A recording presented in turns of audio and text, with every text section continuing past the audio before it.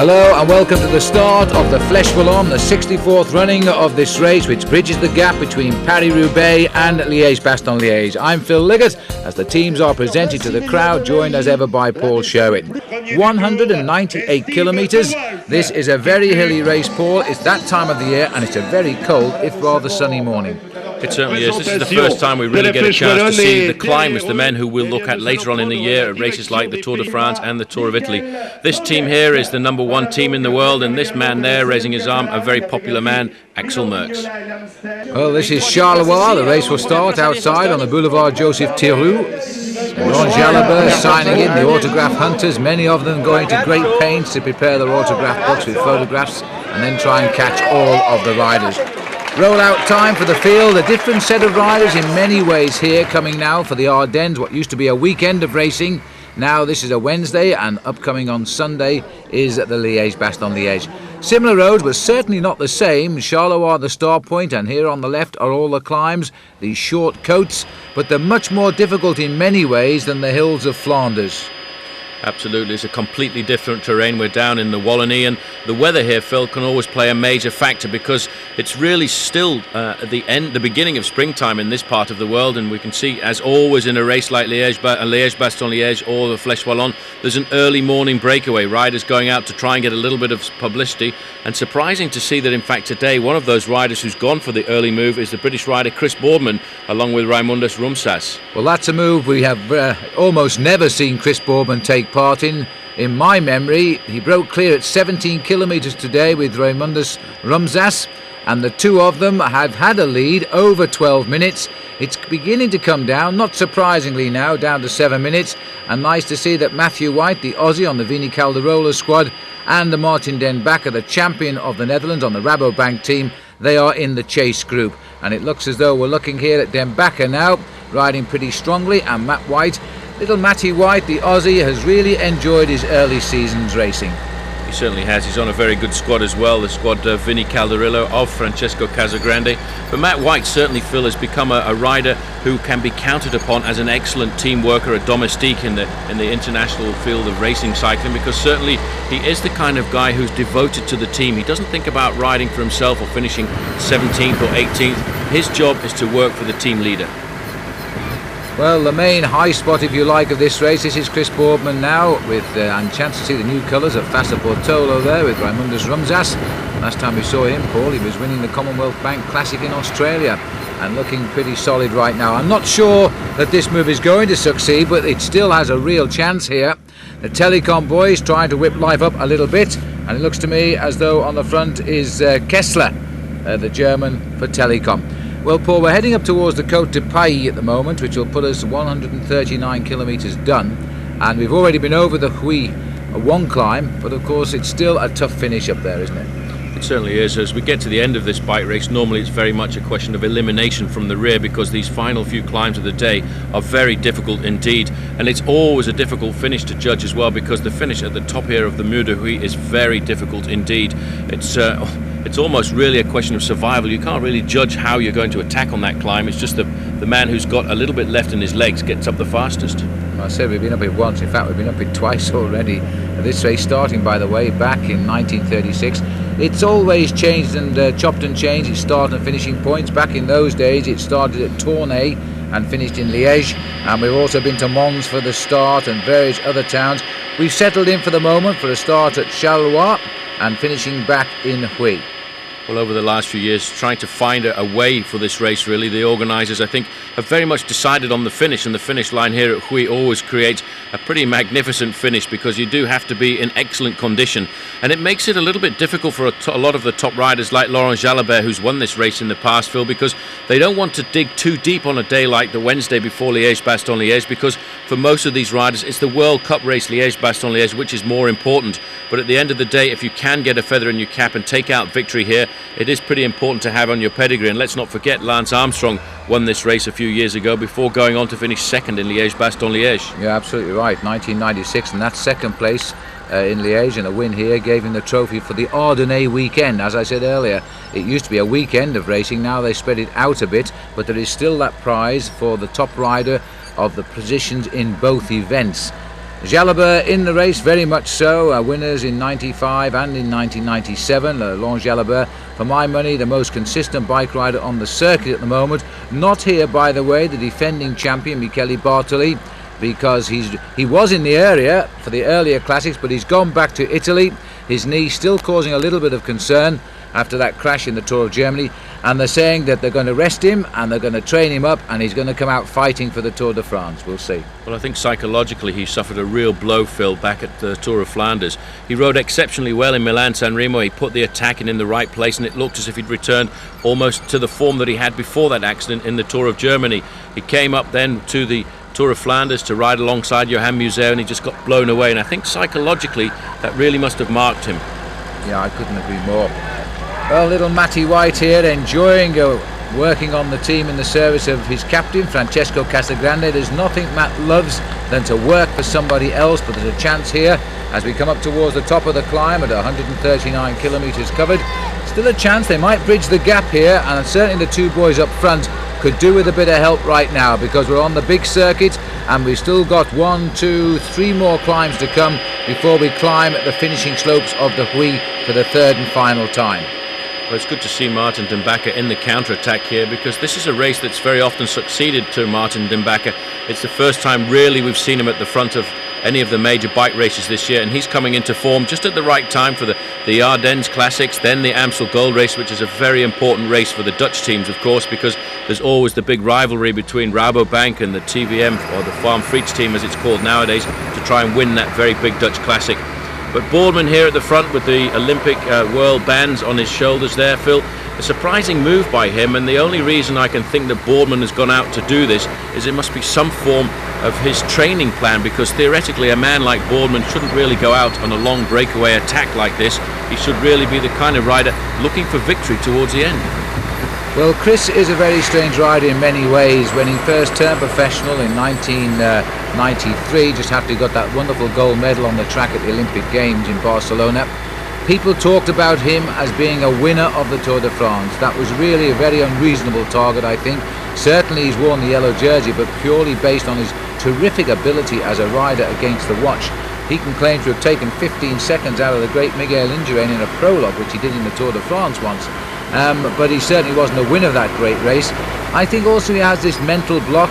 If all the monitors he wears and he reads all of his readouts, his heartbeats, if they don't tell him the right signals, he automatically shuts down. So I can only say that the readouts must be good today.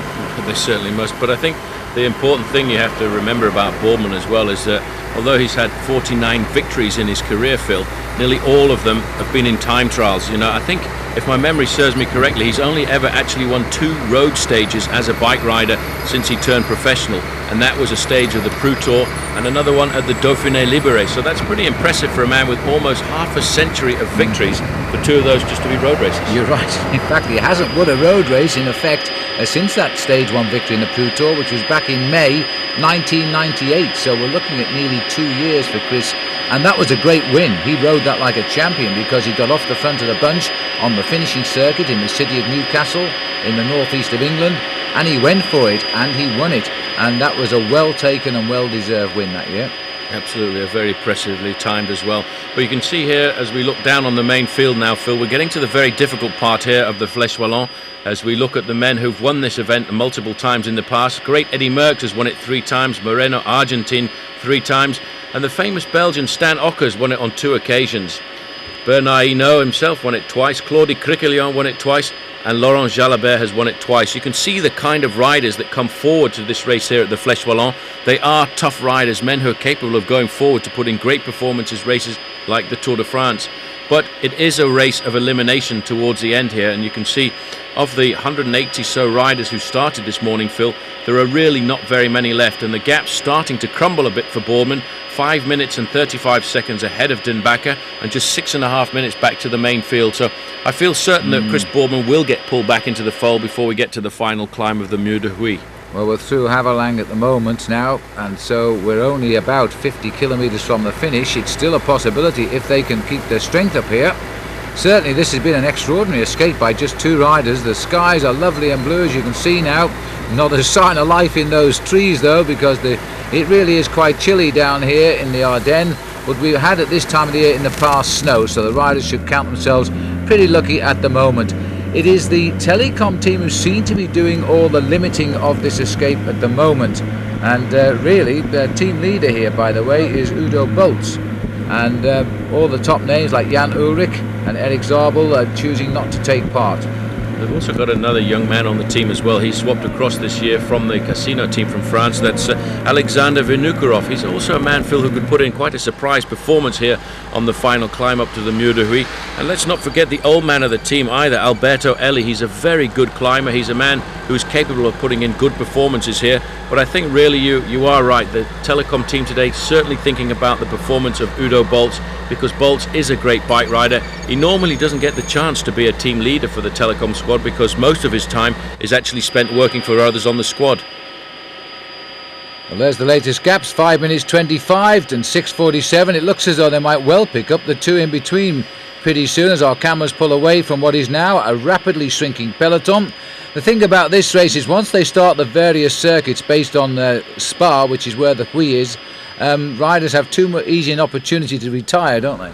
They certainly do. It's on this part of the course here, Phil, you can actually switch across and get back to Huy very easily, which is also another thing about a race like this. When you come through Huy on 2 occasions before you actually go out on this final circuit, then a lot of riders, if they're not feeling good, they won't actually try and struggle to stay in the bike race. They'll take the first turning to the left and try and get to an early shower. There's Raimundus Rumsas, stacked in largely stage wins in the Commonwealth Bank Classic in Australia these past 2 years. I think he's won 5 stages of that race, which runs down the eastern seaboard of Australia, starts in Sydney and finishes in Canberra. Chris Boardman, big year for him. He's announced his retirement at the end of this season unless he has a big win like a World Championship, which is always possible in the time trial. Also, I would think he'd love to go out with an Olympic gold medal as he came into professional cycling in 1992. And of course the Tour de France suits him this year, Paul. A long time trial instead of a prologue, and he could be in yellow for a week if it worked out for him.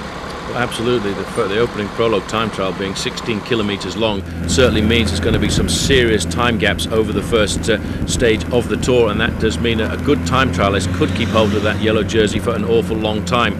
But the speed in the main field is certainly picking up, and we can see the average speed of the whole event so far is well over 41 kilometres an hour, which is getting close to 26 miles an hour. But you can see at the front field an awful lot of attention is being paid here by the Telecom squad. They must certainly feel quite confident that their man Udo Bolt is in with a chance today. The man on the front right now is Jörg Jatsch, and he's doing a lot of work with the Liquigas team, another new team on the block. They're obviously working today for David Rebellin.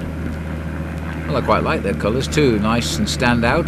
Great for the television commentator as they work away at the front here. The good tempo here, very heavy roads here, especially when the weather is cold and the muscles don't want to work quite so hard. You never have a real flat stretch of road in the Ardennes. This is one of the finest areas of Belgium for cycle touring, by the way, apart from watching the big classics.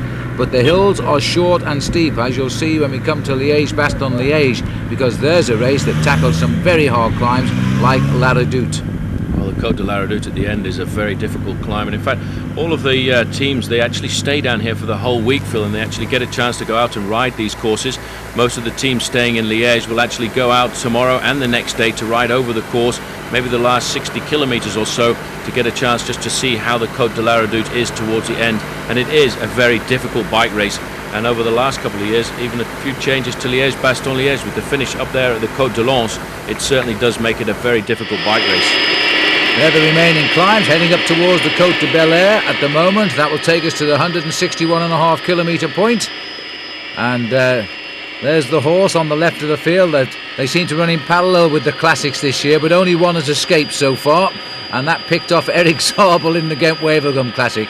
Eric, by the way, had a little letter from a young man, I think he was 6 years of age, who owns that horse, at least his parents do, and he apologised. The horse apparently was called Tonton, and he apologised for the action. Eric sent him a signed Telecom racing jersey and said he wouldn't be taking the matter any further. Well, that's pretty nice, you know, when you think that Eric Zabel, I've got a lot of esteem for Eric Zabel. He's a very tough bike rider, and he's another one of those men, Phil, that are very rare today in the sport of international cycling, who is capable of being aggressive and competitive from January right the way through till the end of the season, because he started his season off already in the month of January at the Tour Down Under, and I'm pretty sure we'll see him competitive when we go to Sydney in September. Yeah, absolutely. A little bit of rain beginning to fall now. That's going to add to the chill. There we are, 48 kilometres to go inside that magic 50. When this rain starts to skim on the surface like this, you've got to watch those white lines. They're very slippery at times. Telecom really are trying to chase this gap down today. They're doing more work than most.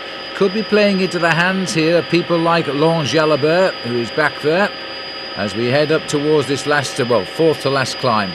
Also in there as well, you can get glimpses of the Lamprey rider, Oscar Kamenzin, the former world champion. He too is a man who feels very comfortable on this kind of terrain, and the sort of rider who's got the explosive power to get up that final climb of the day. But certainly, if this race runs true to course, there'll only be a small group of riders left towards the end, Phil, a group of maybe 5 or 6 men, and still that quick look at the time check there showing that the gap is still coming down very consistently, just over 4 minutes to the two chasers and 5 minutes to the main field. But there's a lot more speed in the main field now. And it's all being done by Telecom at the moment, as they continue to keep the pace nice and steady. We're on an 8% descent here right now. Chance for them to have a little bit of a rest, because that's your Gyatsk taking a drink at the front there. Telecom is really pushing now right on the tail of the Mappé squad. Mappé, since the beginning of the year, has been the #1 team on the block, the best team in the world. And because of all the victories really coming from Eric Zabel and the win there by Andreas Kloden in Paris-Nice, they really are starting to pull themselves up, and they're currently lying second overall in the UCI rankings for the best team. And certainly I reckon they have completely changed this year. Over the last few years, they were completely basing their season around the possibility of Jan Ullrich taking the Tour de France again, but it seems now that they've diversified the program and they're a lot more competitive of many different fronts. Well, we're looking there at Matt White, and if he were to win today, which isn't looking too hopeful at the moment, he would have been, or would be, the first Australian cyclist to win this event. No Aussies ever done it. The Belgians hold the top of the pile at the moment with a massive 35 victories, and the Italians, who are always in the mix somewhere, aren't they? They have the second highest number with 13, but no Australian has ever won. Martin Dumbaka here, number 43. Very strong rider. It's a bit of a shame now, I think, Phil, because they're not actually eating very rapidly into the advantage of Boardman and Rumsas at the front of the bike races. You look at the face here of Matty White, he's going through all kinds of agony just to stay on the wheel of Dumbaka. There's the time check. They're giving these two chasers 4 minutes, but I think the next time we see the clock, Phil, it's going to be inside the 4-minute mark, and the main field will certainly be starting to close in on these two men who are caught in no man's land. And you can see the weather, in fact, changing a little bit. Rumsas pulling his gloves back on there, because this is the thing about this part of Belgium. It can be a very nice morning, but all of a sudden a very cold front comes in, and it's not rare that we can actually see snow in these races. No, we've seen it on a number of occasions, and of course these two riders have been out front since the 17th kilometre today. I'm not sure they expected to be out front for so long, and it's not usual to get a breakaway like this, to hang off the front of a major classic, and that's what this race is. To the Belgians, by the way, the only reason it probably isn't a World Cup event is because it falls between the two World Cup events, Roubaix and Liège.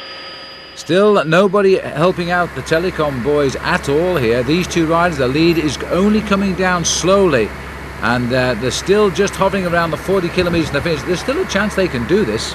They certainly can. If there isn't a major chase behind, and these two riders are both riding well together, they're not really showing any signs of weakness. Let's not forget, Chris Boardman is probably the best consistent time trialist in the world, so he's used to putting in an effort like this and being able to dose his effort over the length of time that they're in the front of the bike race. So he's only hoping that they can hold on to some of their advantage till they get to the bottom of the final climb. And if these two were to stay clear, I'd have to put a real big chance on Chris Boardman to actually win the bike race, because he was actually the British hill climbing champion when he was an amateur. Oh, he was an outstanding amateur in road racing and time trials and hill climb and of course the track, and originally had no intention of ever turning professional. It wasn't part of his ambitions, even after he won the gold medal in the Olympic Games. But then he was persuaded to turn by Roger Leger, who has become something of a family friend, and he took him, and now he's made him a pro. First with Gann, and now with the new team, Crédit Agricole. So Chris will retire, having never worked for anybody else except Roger Leger. The gap though is coming down, nearly 4 minutes back to the two chasers and less than a minute the peloton now behind these two at Curtis, and the riders continuing to make steady progress towards the finish, but I'm not too sure whether we are going towards the finish quick enough. It's quite strange that Roger Leger with the Crédit Agricole team has always had an affinity for the English-speaking riders. After that very long relationship with Greg LeMond, he then picked up Chris Boardman, and now he's got Bobby Julich on the squad, so it'll be interesting to see how Julich performs this year when we go forward to the Tour de France. He's had a very good start to the season so far, being pretty competitive in the Tour of the Mediterranean, and it may well be that we'll see him returning to the form that took him to third place overall in the Tour de France 2 years ago, and let's hope that he avoids many of those crashes that he seems to get himself involved in. Well, there's a storm on the horizon there, and there's a bunch not far behind these two now as Matty White follows the wheel of the national champion for the second time, by the way, for Martin Den Bakker. He won the national title of Holland back in '96 as well. He won it last year, so he's had the right to wear that particular jersey on 2 occasions, but it looks as though we're going into quite a storm here. The roads are dry, as you can see. We pass in and out. They're only, well, I guess we call them April showers, but they're rather heavy when they come.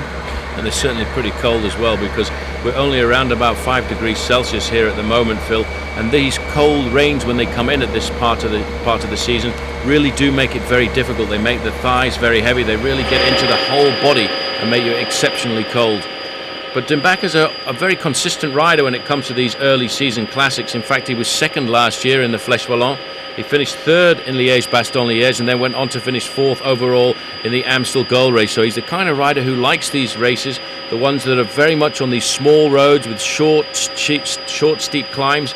And he's definitely putting in a sterling performance today, but I think he's actually using a little bit too much energy, because those two riders now are not actually opening up much of an advantage on the main field, and all the big names like Jalabert and like Camonzind and of course Udo Bolt. That's right, Den Bakker got himself the Ardennais Weekend Trophy with that fine second and third in the 2 events last year. But he might be losing any chance of a good finish here, because he's not really getting away. Down this 9% hill at 70 kilometres an hour. That's around about 45 miles an hour. Just enough to keep going, and the sun is out on the left of the riders, as you can see, and the rain is starting to come as well. The mixtures of Belgian weather in April. Matty White there looking at him, he really looks to be suffering all the time here, trying to stay with Martin Den Bakker, but he's still sharing his turns at the front, still going forward and actually trying to keep the pace up. But you can see, Phil, every time we get a time check, it's coming down all of the time now. We're on the next climb of the day. This is the Côte de Bel Air. It's a very difficult climb, 14% at the bottom, only a kilometre in length, but you can see the two leaders now that they've had to slow down the pace somewhat to try and keep together. But only 36 kilometres to go. That's about 22, 23 miles still to race. It is not very far if they can just stay away. The one good thing about this race route, it's always changing direction here, and the roads, you can see, are pretty narrow, and so there's a reasonable chance if they can keep 2 to 3 minutes they won't be seen by the main field. These two riders riding consistent, but really don't appear to be going either forward or backwards right now. They're just hanging. They've certainly done one of those deals where you get caught in no man's land, neither going forwards nor backwards, but they are expending an awful lot of energy. Matty White's pretty happy just to be there, because he's thinking more about the performance of his team, and his team, Vinnie Calderillo, do have Francesco Casagrande on their number, and Casagrande, for the moment, I haven't seen very much of him in this main field. Certainly the majority of work being done by Telecom and Liquigas. Those are the teams of Udo Bolt and David Rebellin. Now this is the kind of course, Phil, that certainly would suit a man like David Rebellin. There's Udo Bolt. You just got a glimpse there of the white jersey. He's the champion of Germany, and that will have a couple of stripes down the side, a red, black and yellow stripe, and he's currently riding in about 5th position. Also spotted the champion of Russia, not too far out of touch either, Sergei Ivanov, searching for his form since he came over to Langkawi in Malaysia in February, and he's still looking for a good result here. His new team, Farm Fleet's, relying very heavily on him.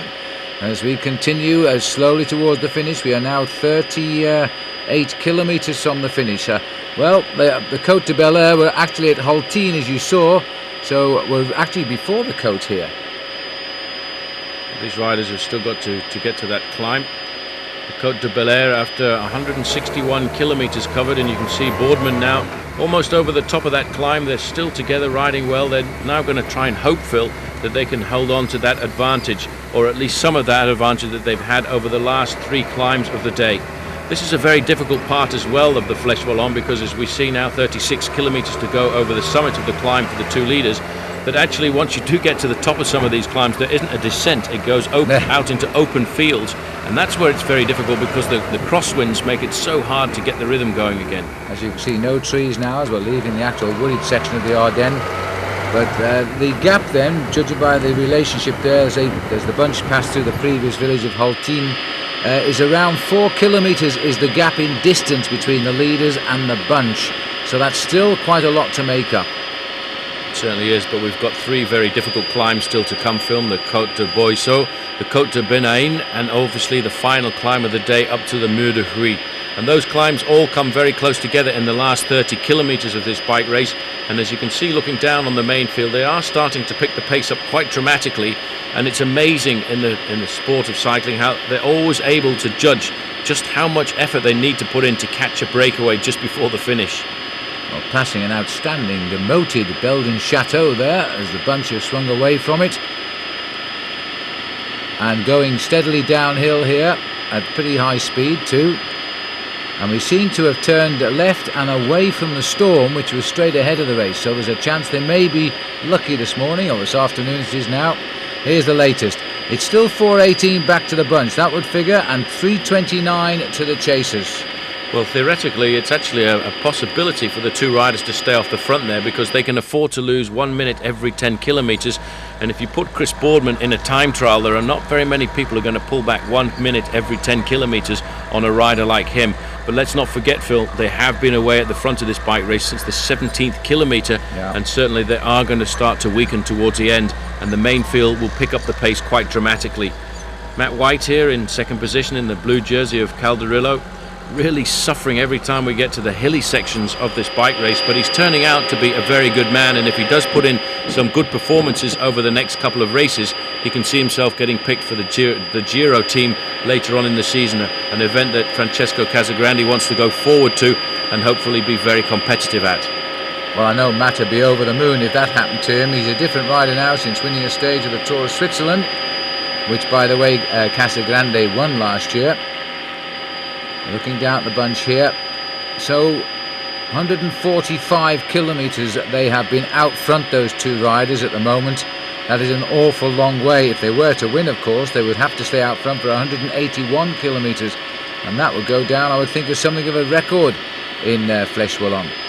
Certainly it's very rare in the recent years of Fleche Wallonne that a long breakaway has succeeded, because of the fact that it's just so difficult towards the end. There are so many repetitive climbs, but the pressure now, Phil, starting to pay at the front. It's still Telecom in the pink and white jerseys keeping the hammer down on the front of the main field, and you can see now the gaps starting to appear every time we come to the top of these climbs, and certainly over the next couple of climbs we're going to have to reduce the size of that main field by at least half, and we'll see the big names then coming to the front. But surprisingly, Jalabert has been very quiet so far. Normally this is this part of the race when we see Jalabert in the yellow Once squad coming up to the front, but for the moment he's taking a bit of a back seat. Well, he's on his own as far as we know in this group.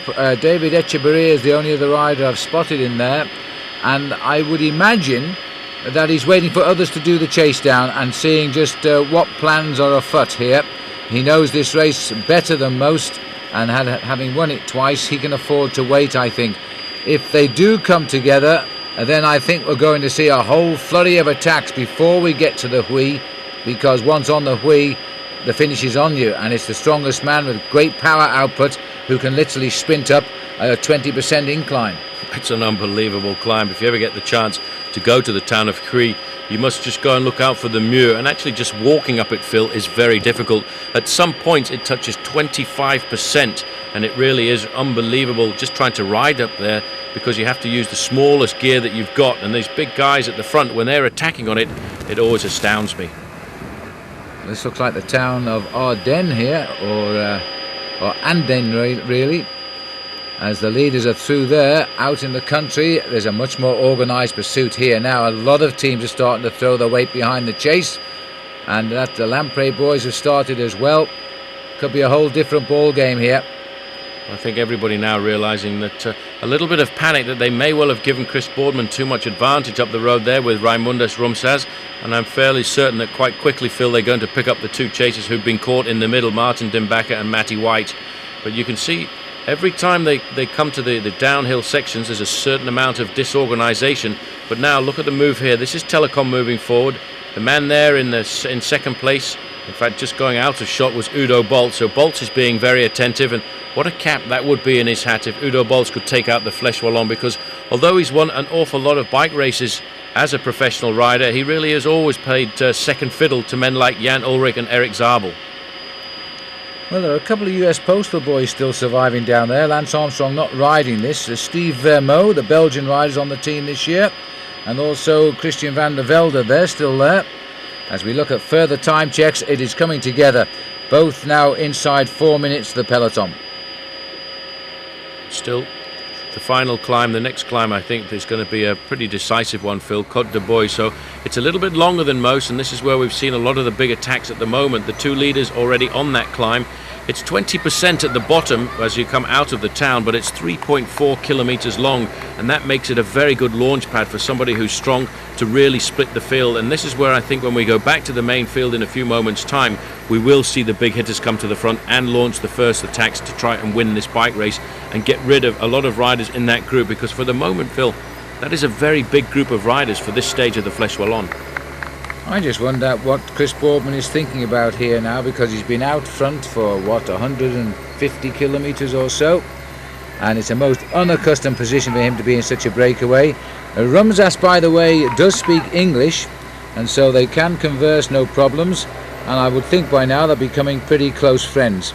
Well, Boardman would be pretty happy about the terrain around here as well, because it's very similar to the parts of Wales where he does an awful lot of his training rides. He certainly would be used to these short, steep, explosive climbs, and it's probably for him, Phil, very much like a normal training ride, except for the fact that he's got around about 60 bike riders chasing him pretty hard from the rear. Two of them are these riders. Martin Dimbacher is the one at the front, and then Matty White. But this is the town of Andenne, and we're looking back down to see the main field, and very shortly they will take a right-hand turn off this road, and they'll be on the Côte de Bois as well. So they're now getting to a situation where they'll be on the same climb as the two leaders. They seem to me to be closing in quite rapidly just now as they're swinging through this rather nice town, and they'll leave it pretty quickly. Andenne is 33 kilometres from the finish, so we're about 31 kilometres perhaps for these two riders. They've stayed very consistent. They haven't packed under the pressure. They know what will be happening behind now. It's a question of whether they can hang on and just keep it going out there. They do seem to be sharing the work pretty evenly here, despite the fact they've now been out front for the best part of 4 hours. Well, Boardman, as we said earlier, certainly is the kind of rider who knows how to dose an effort. He will be in a strange situation. It's something that he's not really used to, being in a long breakaway situation, but certainly he will have known just exactly what average speed he wanted to ride at, and he will have gauged his effort all over the last 4 hours. But in the main field, Phil, you can see definitely now the decision has been made to put the hammer down, and obviously Telecom very attentive at the front. They're the team who's most consistently come up here to set the pace, push it up, and we're now really speeding to that little right-hand turn as we come to the bottom of the Côte de Bois. So they're taking that turn now, and very shortly they will look in front of them and they will see the first incline of that côte. Well, judging at the speed they're going to hit this little climb, I'm wondering if we might see a springboard from the peloton here and see if they can get something going, because there's only one short climb to come at 11 kilometres out after this. These are the two leaders on the climb, the Côte de Bois, and then there's the finishing climb. So it's decision time for one or two. Now we're on it. Let's see if somebody will try. Actually, that gap must be closing quickly now. There's the two chasers, so they're back in the fold. Just two men surviving. Well, they had a very hard ride out there. They actually didn't really succeed in doing anything at all, except for getting caught in no man's land and getting a little bit of television time. This is a climb where in the past we've very often seen the big attacks coming from Laurent Jalabert. It's the kind of climb that if you are a big, powerful rider, as Jalabert is, you can actually attack on this climb using the large chainring. So look out for the yellow jersey with the black stripes on it of the Once squad, just to see if we are looking at a big Laurent Jalabert today. But these two men, Phil, still surviving further up the climb, and I'm pretty certain that next time we get a time check we'll be well inside the 3-minute mark, and they've still got around about 30 kilometres to go, so it's still possible. Well, it was a great result for Chris and an outstanding result for Rumsas as well. Chris will have to be content with second, Paul, because Rumsas is a very good sprinter if it comes down to a two-man sprint. But on the other hand, I keep forgetting it is a steep climb and it'll be the strongest man. Certainly, it's a very difficult finish, especially if you think these two riders have been out at the front of the bike race. If they do get to the finish line for something like 180 kilometres, it really is a question of really survival. The strongest man, the one who's got the most explosiveness left in his legs up that final climb to the finish, and it'll almost be a slow motion sprint, I would think. Well, I've ridden up the Huy, and so has Paul Sherwin, not in competition in my case, but you come round one of the bends and you see it going on into infinity. You feel as though you're climbing into the sky. It is a very steep climb indeed. The worst thing I think about the Mur de Huy is when you think it's hard, it actually even gets harder. And although it's only 1 kilometre long, it takes almost 3 minutes for bike riders like myself to get up it. Now there's the confirmation, Phil. It is inside 3 minutes, but the main field, although they have looked very fast and although they have appeared to be really picking up the pace, they're certainly not eating into that advantage really rapidly. We look down now, there's still a huge bunch left at this stage of affairs here at the race Fleche Wallonne, and you could see in there David Achabarria was right in there as well. He was looking over his shoulder as if to say, well, come on Laurent, where are you? I think Jalabert's just waiting for one shot and he'll launch himself on the Huy itself if that's the way it's going to be. He's going to wait for the domestiques, hopefully, to chase down these two breakaways. Certainly Telecom have plans. Somebody has now got off the front of this group and is going to give it a little dig. And this looks like Mario Ertz, is it? It's one of the Lotto riders coming off the front. This looks very much like Mario Ertz shooting out of the main field. Now he's a bike rider who certainly is a man that the Belgians have a lot of hope for over the next few days. In fact, this is Rick Verbrugge going across here. Big tall man just like Ertz, but this is the other one, Rick Verbrugge, who has a lot of potential, this rider, and I think will have another real good crack at the Tour de France again this year. Pretty good time trialist too, so he's just the man for the job, and that may be why he's launched himself off the front, and he's at 2:22 to the two leaders and just a little gap over the field. Now if he could reach the two leaders on his own, there would be a whole different bike race out there. Absolutely, but I think you're right about Jalabert today, Phil. I think he is probably going to play the waiting game and hope to be in a large group when we get down to the final climb of the day, because in the past when he's won this bike race, and that is on 2 occasions, he's always used too much energy. He's always attacked a long way out, and then he's been a little bit short of gas when it comes to the race at the weekend, Liège-Bastogne-Liège. And I think this year he would certainly like to try and get the victory in Liège-Bastogne-Liège, which is probably why he's taking a back seat today. If he can get the win in a sprint up the final climb of the Mur de Huy, fine. But for him, the most important goal is the race on Sunday. Well, there's Verbrugge's Fleche Wallonne statistics. Best place was 13th a couple of years ago. As Dembacke still heads up the field here, but his best ever result was second place last year in the World Cup race at San Sebastian in Spain. And that was a very good result for this man. He's only 25 years of age, so a big career in front of him if all goes well. He was riding a pretty good Tour de France in the early weeks last year, but he had to pack it all in halfway through. But he'll be back again this year, I'm sure, for Lotto. He's certainly not getting too far off the front of this main field, because the main field now are not letting too many guys get off the front of the pack, Phil, because this is the most strategic part of the Fleche Wallonne, because this is when we have these repetitive climbs. This is when there's a possibility of launching a group of 5 or 6 riders off the front. This looks like a Mappé rider going clear here. It's a very large Mappé rider. Maybe that's Axel Merckx trying something. Well, Mappé has to play the card. I'm not sure whether it's Axel Merckx, but it's a big boy, judging by the height of the saddle pin. It could be Axel swinging his saddle around there, trying to reach the one man who's gone clear, Verbrugge. This could be the start of a small breakaway. If the bunch just stay along and watch and allow individuals to sneak off, then there will be problems. That's definitely Axel Merckx now.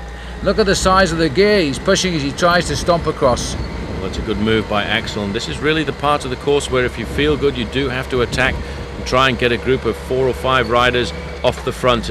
It's nice to see that in fact Mappé have brought in the young Charlie Wegelius for the start of this bike race here today. Charlie is a young English rider who's actually been brought onto the Mappé development squad, and they felt they would give him a chance at a crack at one of the big races.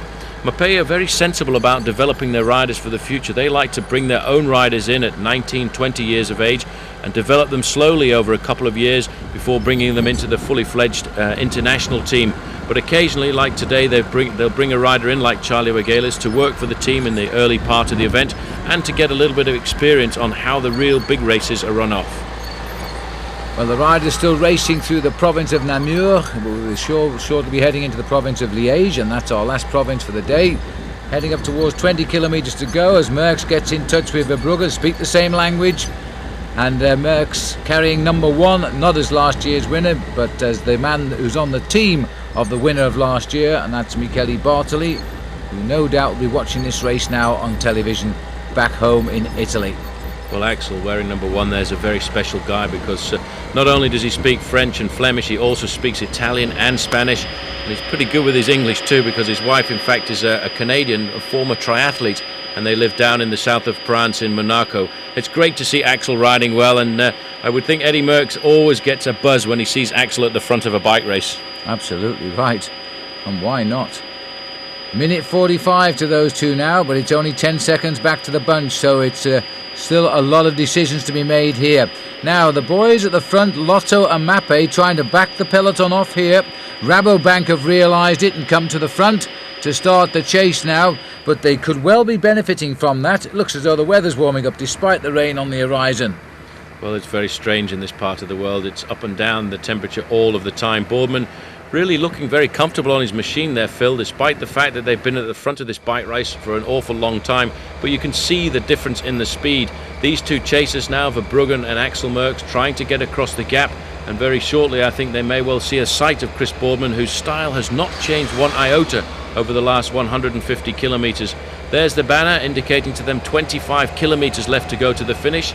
And I think it's going to be very difficult for Boardman because the time gap now is going to be around about 1.5 minutes.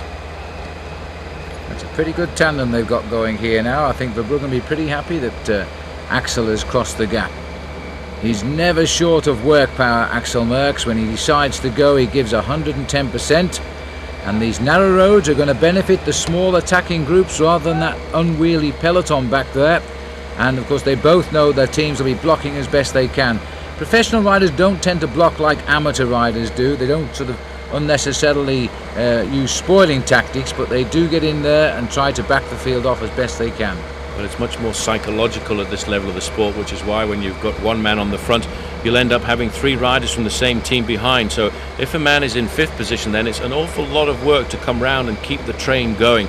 So it's a much more professional way of slowing down the chase behind. And you did see a lot of the riders from Lotto and Mappe coming to the front because they obviously feel confident that Axel has got the strength to ride from here to the finish. We're now crossing over the border and going into the province of Liège, which is not too far away, just down the river here from the finish line in Namur de Huy. Beautiful scenery. 2 top-class racing cyclists on closed roads in Belgium, racing towards the end of the 64th Fleche Wallonne. A little bit of a pan back to see where the group is. It was 10 seconds last time. We've got a little bit more than that now. We've got a lot more than that now. Actually, this is a pretty good move because it was 10 seconds. It looks as if the main field has got the hammer down because there's a big long line of them getting themselves organised on the front. But I would make that advantage of Axel Merckx and Verbrugge of about 15 seconds over the group, with still the 2 leaders in front, Raimundas Rumsas and Chris Boardman. Now this is a very tricky part of the course now. They get a chance just to recuperate slightly as we go over the top of one of these inclines, and then they can just cruise down a little bit, pushing it up to around about 65 kilometres an hour. But you can see the difference in the speed for these 2 guys now. They're just holding on, trying to survive. 17 kilometres away for the chase, so these boys are around about 15 kilometres from the finish right now. They're going to approach the town of Vahan, and if they can just get over the next little climb and maintain a couple of minutes, then they've got a real chance of taking out this race, and that would be a wonderful result for both of them. Rumsas is much more known as a winner of bike races than Chris Boardman is, but there's just a chance. Well, 1:16 with that 17 kilometres to go, Phil, is going to be, I would say, impossible, because they will lose around about 40 seconds on the next climb of the day, the Côte de Benaïn, and that is going to be almost impossible for them to keep hold of the last 15-20 seconds of their advantage on the run into the finish line in Huy, because you can see the difference in the speed. You can feel almost the pressure of Axel Merckx as he's out of the saddle here, fighting on a very big gear. rolling over the top of these false flats at the moment. And for these two guys, the false flats won't feel that hard at all. But for the two men at the front of the bike race, having been in the saddle for over 4 hours, they certainly won't have the acceleration just to keep the speed over the 40 kilometers an hour mark. Two Belgians in tandem trying to reach two riders from foreign shores at the front. I wonder what Mr. Albert van Latham thought, and Paul Beving, who were the two Brussels journalists who dreamed up Fleche Wallonne, and it was first held in the mid-1930s. It started from all kinds of places before actually going back to Charleroi, because it did start in Charleroi a few years ago and then tried different towns in the area around here. It's even started from Liège and started many years, in fact, from Spa. It started from Charleroi back in 1948.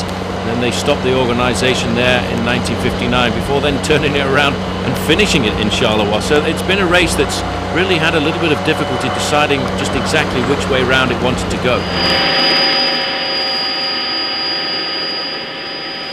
Looking down on the barren landscape, shadow of our helicopter there, that's the best seat in the house, isn't it? It certainly is on days like this. We're now looking down on Axel Merckx and Rick Verbrugge, who are eating consistently now, Phil, into that advantage of the two leaders. The speed is exceptionally high, but we're hearing that pressure in the main field is still coming from the Telecom team and the liquid gas team of David Rebellin. Rebellin, I think, is the kind of rider too who would like to be in a small group at the bottom of this Mur de Huy, because he too is a very explosive rider. He in fact is not too bad when it comes to the accelerations on these final climbs of the day. Two riders chasing, two riders leading, and the peloton in full cry, and that peloton is not so big anymore. These are the two chasers. I'm not sure, Paul, but up there through the cars, I'm wondering if we are closing in that quickly. They're saying it's 19 kilometres to go to the finish, so a little bit further than I thought. Tell you what, Axel Merckx is hammering here, and he's taking all kinds of risks. Just watch him go around this corner here. The big knee is out as far as possible. That's a technique that he's picked up from riding with Sean Yates on the Motorola squad. But the main field, Phil, as well, are in full flight. So it may well be that before we do get to this final climb of the day, the Côte de Benaïn, the whole of the main field will come back together, catching Merckx and catching Boardman at the same time. Well, that Côte is 6 kilometres away now for the leaders, as it's the Rabobank who've broken the tactics of the two out in front from Belgium, Lotto and Mappé, and got this race livened up a bit. A minute 22 across the field. That is not very much at all, and it's all beginning to look like a scramble up the Huy at the moment. It certainly is. The advantage of Merckx and Verbrugge over this group at the moment, just around about the 20-second mark. But look at this, it's still the Telecom boys coming to the front. They've got a lot of confidence in their man today, Udo Bolt. But certainly this race is very much far from over. And it's rare to see such a large group here. And I think it's a lot to do, really, Phil, with the weather conditions today, which really are quite magnificent. There's the yellow service car, the neutral service car of Mavic getting in there. And they will shortly be dropping in behind Axel Merckx and Verbrugge, who at the moment are 20 seconds ahead of the main field. Well, that really is nothing now.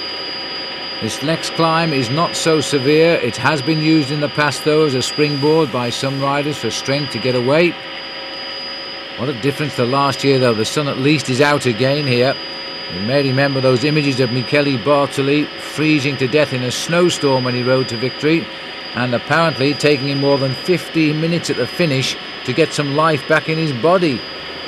Axel Merckx's time is actually looking pretty good now, Phil. They've got 40 seconds advantage over the main field, and slowly they're eating into the advantage of the two leaders.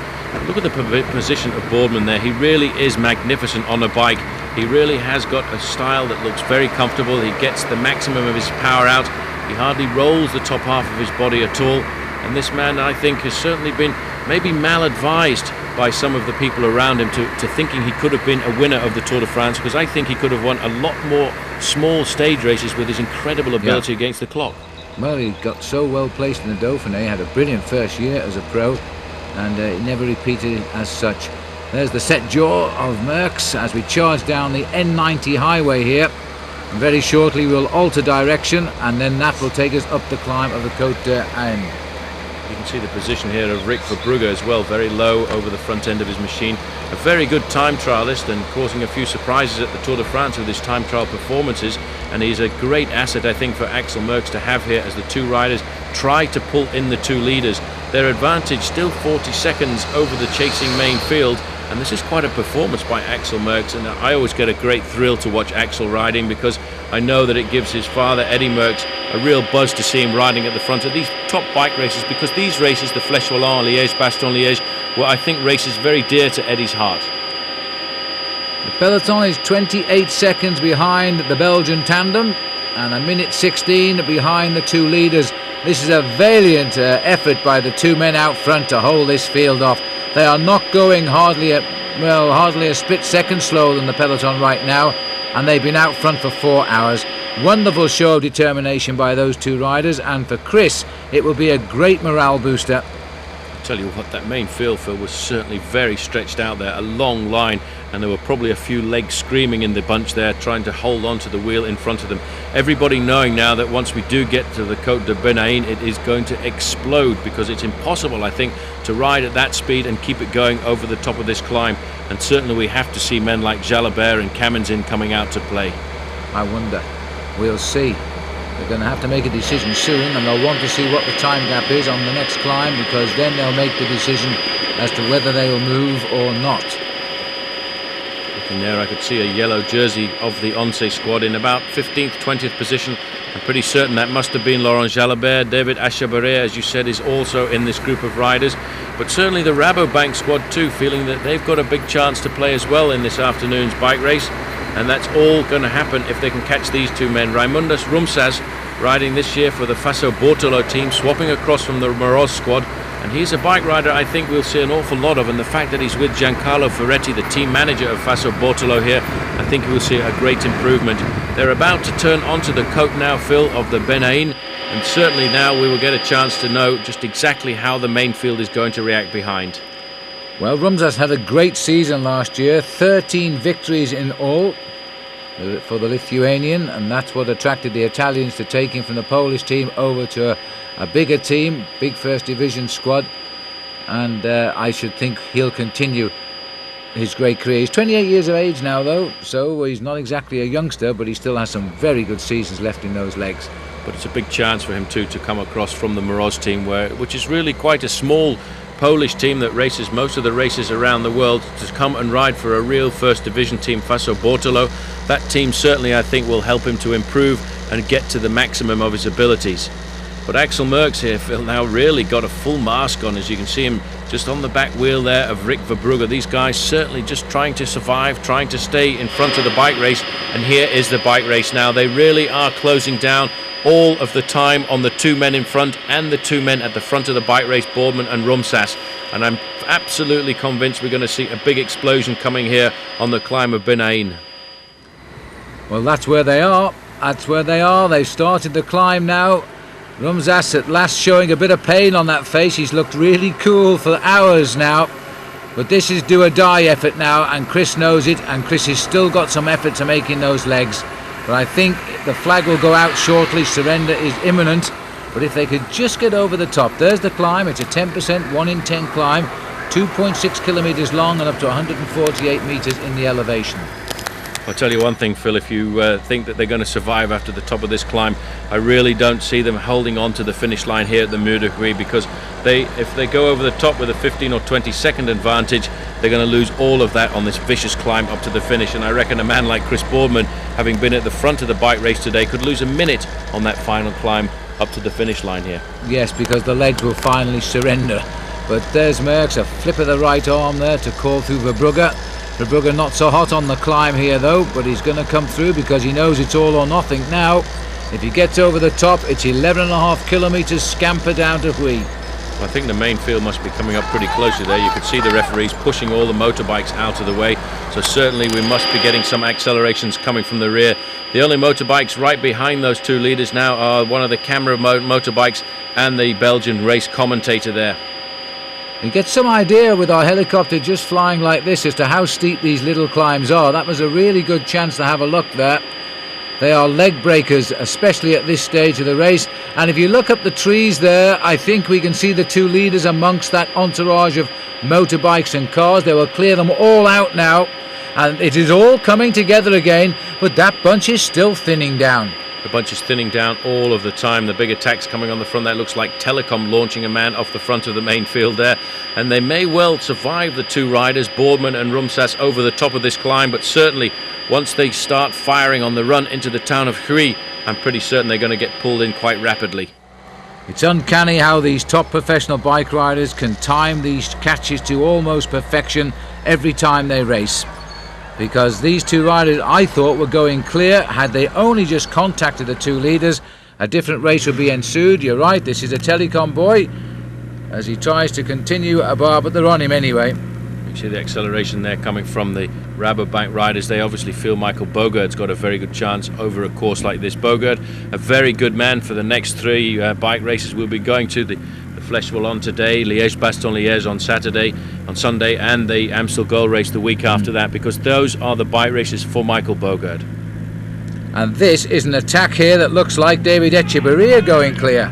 Well, he's obviously trying to set something up for Laurent Jalabert. He's a great little bike rider, Echevarria. Took 2 stage victories at the Tour de France last year. A very explosive bike rider, and now he's leading the Once flag, looking over his shoulder all of the time. I think maybe a bit surprised to have got so clear off the front of the main field. And I think that was Casagrande who just shot out the bunch to try and pick him up. We'll see if we can get back to that in a minute. Don't forget, we're the victims of our fantastic cameraman, I have to say, from Belgian television, but we're not in charge of the picture switch. But we'll have a look what's going on. There's the two leaders. It looks as though Rumsas has ridden away from Boardman there in a last desperate attempt. The other two are coming up now. Are they back together again? It looks as though Echevarria is now on the nose of the bunch and Casagrande in second place. There is Chris. He's well, I'm afraid the elastic has snapped, and Rumsas is desperate now to try and go for it by himself. Well, Rumsas is just hoping to survive here, Phil. He feels that if he can get over the top of this climb and get picked up by one of the groups behind, then he may well survive in a small group to the bottom of the Mur de Huy. But that's not really going to happen, because you can see Axel Merckx leading them up here ahead of Verbrugge. 12 kilometres to go to the finish line. The bike race today over for Boardman. That's a shame, and it is Casagrande. Here he comes.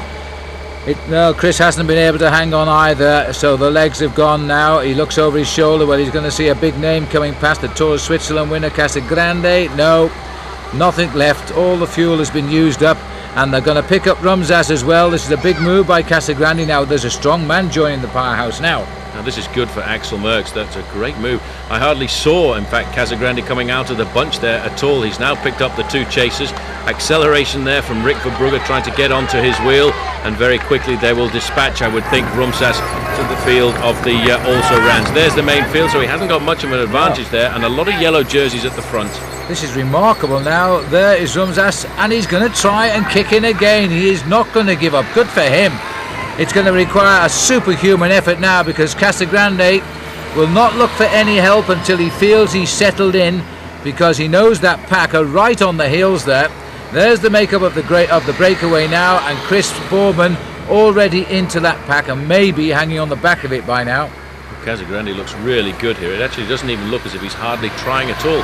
He's out of the saddle on the bottom of the handlebars there, just using a good rhythm to keep the pace as high as possible, but they haven't really opened up the gap on the main field. The main field is right behind them there. Their advantage for the moment, Phil, not very much more than 10 or 15 seconds. Axel Merckx will be very happy indeed to have that reinforcement from behind, but a name like Casagrande now will certainly make that group behind, Phil, pick up the pace and start to chase. There is Raimundas Rumsas. He's going off the back. A very valiant effort by him to try and stay at the front of the bike race. So now just 3 leaders, Francesco Casagrande, Rick Verbrugge and Axel Merckx. But in fact, there's a little bit of indecisiveness coming into that group behind. Yeah. I think there are too many leaders and nobody knows just exactly who needs to take up the chase. Well, these are the leaders, and it's not very far at the moment. Casagrande coming off a great season last year. It was only half a season really, because he had a 9-month suspension for taking drugs, and that didn't terminate till June last year. He came out immediately and won the Tour of Switzerland. Then he picked up for the second time the San Sebastian Classic, and he got 4th place in the World Championship. So he had a great last few months of the year. Now he wants a full season here with the Vini Calderola squad, and for the time being the other two can't help him. Now I think he's going to start calling them through. But once it gets over the top of the climb, once it flattens out a little bit, he'll want some help from the group behind. Rumsas still holding on, Phil. He hasn't yet been caught by the group, and there's a rider again. It looks like an Once rider coming out of the main field here, trying to attack the field, and that doesn't look like Jalabert at all. It looked a little bit more like Abraham Alano. Well, let's see if he gets up. They've obviously been hiding at the rear of the pack. We haven't seen these riders ever since the race began, and the pack has halved in its size, but we haven't seen virtually half of the names in this pack. It's always been Telecom working hard at the front with help from the Rabobank team. Casagrande obviously was waiting for a chance. He's leapfrogged, he's now totally committed as well, and he is still dragging the other two along. And he's still out of the saddle. He's still powering this breakaway along. He's hoping just to survive over the top of the climb, and then he will hope then that Rick Verbrugge and Axel Merckx can recuperate a little bit to work with him, because it's still an awful long way to go, Phil, from the top of this climb all the way down to the town of Huy, and then that very difficult ascent up to the finish. One of the Once riders swinging off the front there, trying to keep the pace high, but you can see in this group the pace is very high. They're not going to let Francesco Casagrande ride away from the group, but he's still holding a good advantage. In fact, it's gone up now to 20 seconds. Well, it's looking rather good, I think, because he obviously knew that long climb was there, and he stayed on it, trying to break the will of the chase. But it looks as though the peloton has now reorganised itself on this rather nice bit of road, at least for the peloton. And Casagrande, with 9.5 just kilometres to go, they are still shooting off the front. This doesn't look good. Well, it's very difficult to survive in a situation like this. Casagrande has decided that he was going to make his move on the Côte de Benahin, and now he's actually committed. He decided not to wait for the final ascent of the Mur de Huy. He's gone out. He's got two riders with him at the moment who I think are just happy to survive on his wheel. Rick Verbrugge, the Lotto rider, and Axel Merckx. But they will be of assistance to him once we get over the top of this climb and drop down to the valley and follow the Meuse till we get into the town of Huy, and that's when he does need to have a couple of people with him. This actually looks like Ivanov, the Russian champion, going across there, Phil, so we could now see 4 men at the front of the bike race. Well, if Ivanov gets over, that would be curtains for the rest. That would put two very strong men here. Not too sure how much. You're right, it is Ivanov. I'm not too sure how much speed is left in those legs of Merckx, who is really suffering, and also Verbrugge. But here goes Sergei Ivanov, champion of the Russia for the second year, and time trialing across for Farm Fleets. That's another big team to stop chasing behind as well. He's a great bike rider. In fact, he rode the Tour of Flanders this year on the express request of Peter van Petegem, the team leader from the Farm Fleets team. But he's a great bike rider for this kind of terrain, and a man I'm sure we'll see a lot more of when we go later to races like the Tour de France, because he is actually a very good climber, a good all-rounder, and as you said, Phil, just 25 years of age, but he's already had an incredible career. 5th this year in Milan San Remo, and we don't consider him as a bunch sprinter. He also won a race in Belgium here, the Grand Prix E3, which is the title of the main European highway, by the way. And now we're looking at the three leaders, at Casagrande checking on the situation. I wonder if Ivanov can make it. Casagrande, he was the last Italian, or rather he's the Italian who's trying to match the last Italian winner, which was only last year in Michele Bartoli. But there's a lot of racing still left here. These three riders are far from safe, and the chase still on behind. Well, now they've got the descent, Phil, off the Benahin down to the valley below. They will follow the river Meuse into the town of Huy, and then face that very savage 1 kilometre climb up to the summit of the Mur de Huy and the finish line of the Fleche Wallonne. But obviously you can see the move has been made, and these three riders now are completely committed. They have to survive because they're using all of their energy, and they've got no chance to attack a second climb, a second time in a bike race like this. Round about 8.5, 9 kilometres from the finish as far as I can work out, and these three dropping down shortly to the main highway. It's a nasty little sharp descent. They've got to be careful here. Axel is a fantastic descender for such a big bike rider. He is one of the tallest bike riders in the peloton these days, and he sits very high on the machine, but certainly it hasn't prevented him being a very good descender. You can see he's leaning right into those corners. He's picking the pace up high now, but not high enough for Francesco Casagrande. Casagrande realises they've got to keep as much of this 20 seconds advantage as they can. In fact, they're not keeping too much of it, because it's 16 seconds to Ivanov, and it's now down to up to 29 seconds to the main field. So this is actually a pretty good move.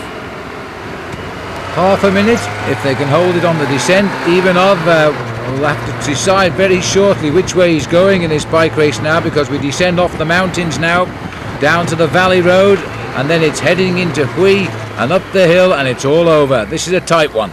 This is a very difficult corner there. Unfortunately for the riders today, it's very dry. They're almost at the bottom of the descent, and they will plunge out onto the big main road, and then they'll turn right along the river with around about 6-7 kilometers to go to the finish line. Axel Merckx swinging across, shouting at Rick Verbrugge, come on, don't sit on the back here, you've got to do some work as well. We have to stay clear from the rest of the field. They're onto the main road now. Very shortly they will come down to the river, take a right-hand turn, and then they're not very far from the town of Huy. Axel Merckx, well, he's looking at a great top finish here if they can stay away from the main field. One of his best performances in these one-day classics, Phil, was Liège-Bastogne-Liège a couple of years ago, where he took out 7th place. And now you can just see the size of the machine that he rides there. He's a massive bike rider, and certainly a lot bigger than his father was. And Axel always having difficulty, especially in the country of Belgium, trying to follow in the wheel marks and ride under the shadow of the great Eddy Merckx. And Axel himself, I think, handles it very well indeed. Well, Axel has had some great results in single day races. He's lacking that big win, but you know, he's had 4th in the World Championships, 2nd San Sebastian, he's had 3rd in the Tour of Lombardy. Those are big races, but the win would be nice today. This is the rider caught in no man's land now. We're heading towards the town of Spa. That's the next stop, and Ivanov is well, I don't think he's going to get up there now. It's a question of whether he can hang on for what would be 4th place. Well, he doesn't look too comfortable on the machine at all there, but this is a very difficult bike race. Fleche Wallonne, it's in the middle of April, when a lot of these riders are coming to ride these hilly races for the first time. It is the first time we see a different kind of bike rider. Gone are the Johan Museeuws and the André Schmils. Coming in are the riders we're expecting to see in the Tour of Italy and the Tour de France. There you can see they're very much down onto the flat part of the course here, and still Axel, in fact Axel now deciding to get himself ready for the sprint, getting his overshoes off, trying to get himself as light as possible, because he knows it's going to be a tortuous climb up to the finish. I think the sign was 5 kilometers to go. Didn't quite catch it, but that's what he should be about now, as he's still getting his shoes sorted out. And these three are going to start thinking of the win now. I think they'll feel that it's just 5 kilometers to go. They're about half a minute ahead. It's touch and go, but there's still really not the consolidated chase that there should be. There's Ivanov, flash back into the field. There's a couple of the American Postal boys. The only two, I think, left in this group.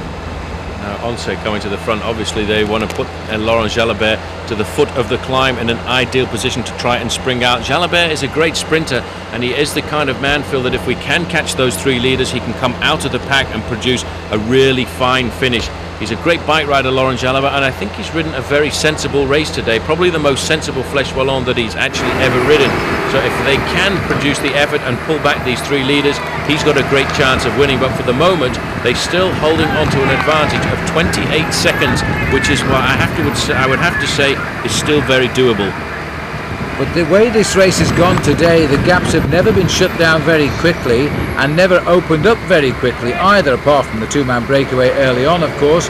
Casagrande here did a marvellous piece of pacemaking and never once looked over his shoulder when he dragged these 2 clear of the peloton. Remember, these 2 were well clear, over a minute in front at one stage, and you could reach out and touch them when Casagrande got across, and then he just worked hard to open that gap again, and this, I think, is going to make it. Well, this is exactly what he wanted to do. He knew what his move was going to be today, Phil. He knew he wanted to make it on the Benaïn. He's never got more than 30 seconds advantage over the chasing group containing most of the big leaders, Michael Bogard, Laurent Jalabert and the rest, but he still decided he wants to get to the foot of the Mur de Huy with a slight advantage over the rest, and then it's going to be a question of who is the strongest man in this leading group of 3, because with 2 kilometers left to go and 20 seconds, I'm absolutely convinced that these 3 leaders will reach the Mur de Huy in the first place, but they've still got to get up it. They have, and it is possible to bridge a gap of 20 seconds if you're feeling strong at the back. I feel that Casagrande is the best man of these 3 now, and he is a good climber, more so than on the flat, in fact, and he is going to have to do most of the work himself now, because I think the 2 Belgian riders are feeling the pace of the day. Absolutely, and he is, Francesco Casagrande, the kind of rider who can be explosive on these very steep climbs. He's not so good on the climbs where the gradient is not quite so elevated, but once it tilts up to 15-20%, he is excellent.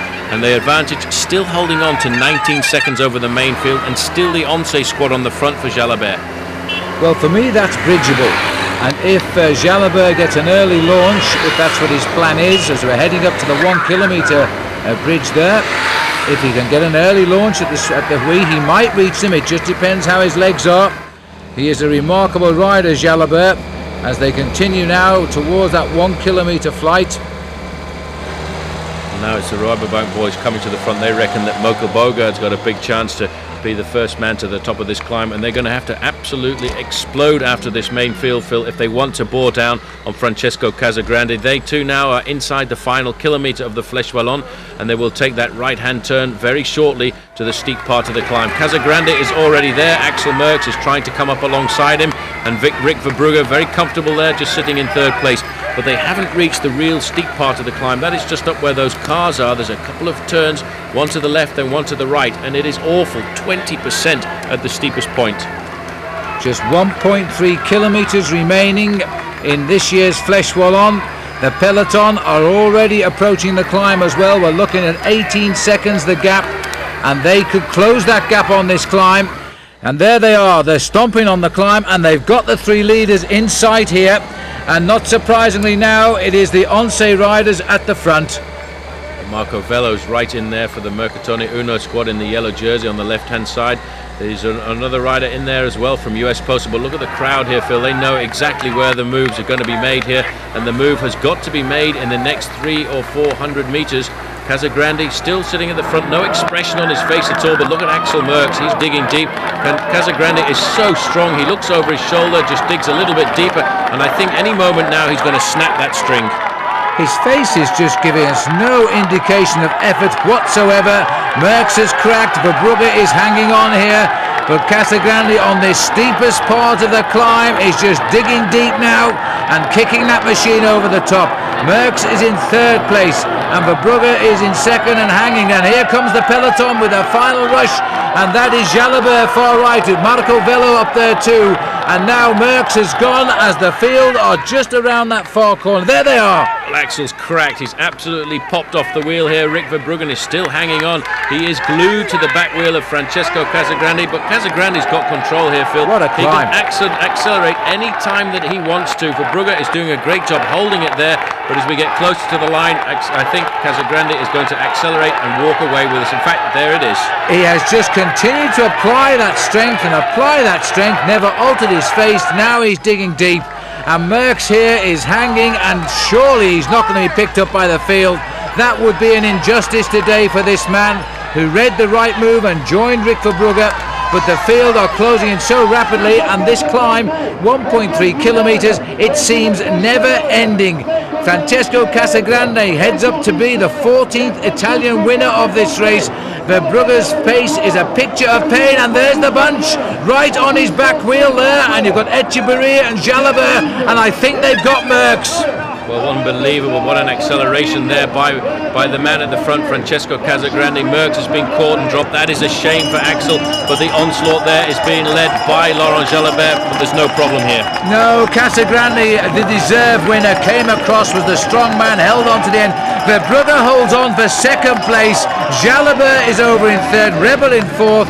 Mario Ertz, far right, has come over there around fifth. And I think Peter Fallerstein, there's the brilliant Merckx, and unfortunately washed away from the major prizes with about 150 metres to go. That is sad.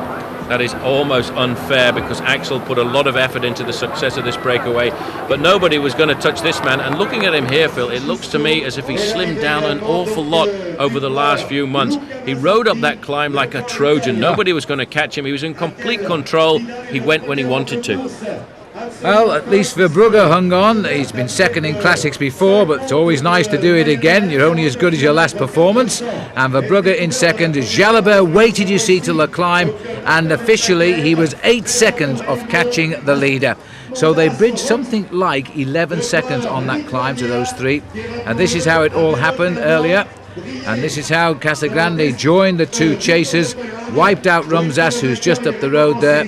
And Casagrande, for the next 5 or 6 kilometres, stayed out of the saddle.